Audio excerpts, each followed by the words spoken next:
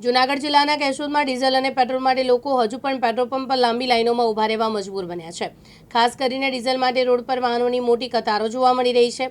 સોરઠ વિસ્તારમાં ખેતીકામ માટે ટ્રેક્ટરનો મોટા પ્રમાણમાં ઉપયોગ થતો હોવાથી ખેડૂતો માટે ડીઝલ ખૂબ જ જરૂરી બન્યું છે, પરંતુ હાલ ડીઝલની અછત સર્જાતા ખેડૂતો ભારે મુશ્કેલીનો સામનો કરી રહ્યા છે।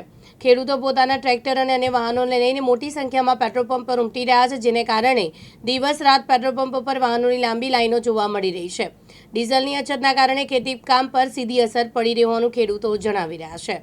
સોમનાથના કાર્યક્રમમાં હજારો બસો હજારો વાહનોના પેટ્રોલ ડીઝલના ધુવાડા કરી અને મારે આશરે એવું લાગે કે એક દિવસમાં પેટ્રોલ ડીઝલ પૂરું થઈ જાય ગુજરાતમાં, એટલું એને સોમનાથના કાર્યક્રમમાં પેટ્રોલ ડીઝલનો ધુવાડો કરશે। તો મારી એવી વિનંતી છે કે ખેડૂતોને પેટ્રોલ ડીઝલ પૂરું પાડી અને એના ખેડૂતોને કામોમાં સહાયરૂપ બને।